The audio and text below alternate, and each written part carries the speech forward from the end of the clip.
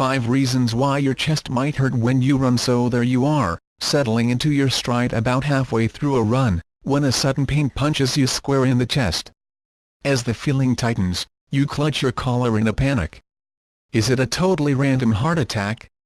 Well, don't race to conclusions just yet.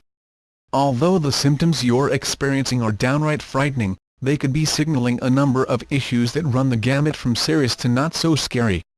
Chest pain that occurs while running may have a variety of causes, says David Friedman, MD, Chief of Heart Failure Services at Long Island Jewish Valley Stream Hospital. While it's important not to ignore pain, not all chest pain is cause for concern. In order from least to most severe, here are the 5 most common reasons why your chest could hurt during a run, plus pro tips for kicking your pangs to the curb. 1.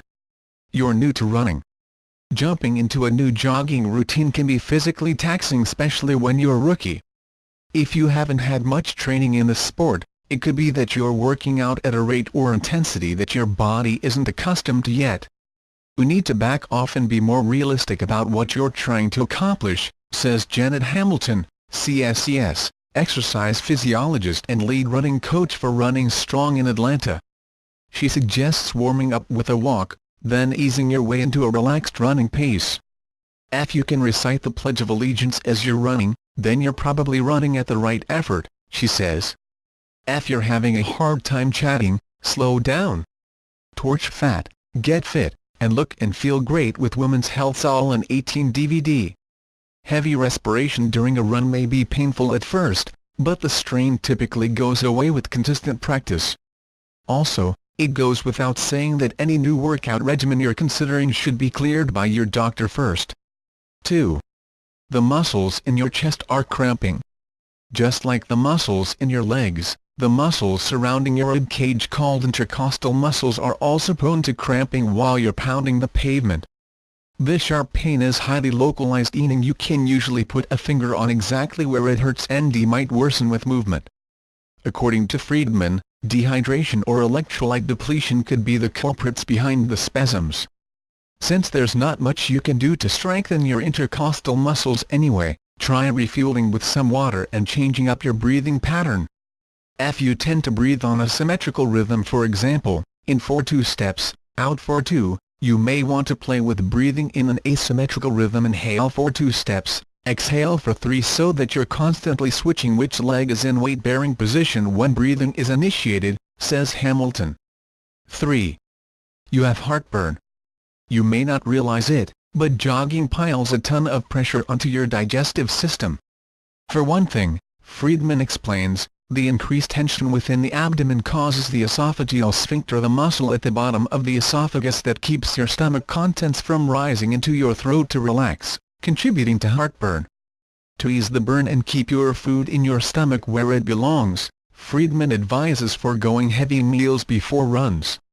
If you do eat prior to hitting the road, stay away from trigger foods, that is, anything spicy, fried, or caffeinated. You may also want to monitor the foods you consume before runs to determine if a particular food doesn't sit well with you, says Hamilton. If you're burping if you run after eating a banana, then switch to something else as your pre-run snack. 4. You have an unaddressed lung condition. Here's where things get dicey. There are a few different pulmonary issues that can spark pain during a sprint, the most common of which is asthma. Pre-workout medication can help prevent an exercise-induced asthma attack, and a rescue inhaler should always be kept on hand during a run if you're a diagnosed asthmatic. If you don't quickly respond to your inhaler, this could signify worsening breathing mechanics and the need for urgent care, says Friedman. Other dangerous and less common causes include pneumothorax, a leakage of air into the space between the lungs and the chest wall, and pulmonary embolism, a blood clot in an artery supplying the lungs. Both of these are often paired with a sudden onset of severe pain and shortness of breath, which doesn't go away with rest. If you see these red flags, don't ignore them. Get the help of a doctor right away. 5. You're having heart complications. Now for the worst-case scenario. You already know that the harder you run, the harder your heart has to work. But if your coronary arteries bring blood to your ticker and tract, The insufficient blood supply can induce chest pain when you exercise. This condition is known as angina.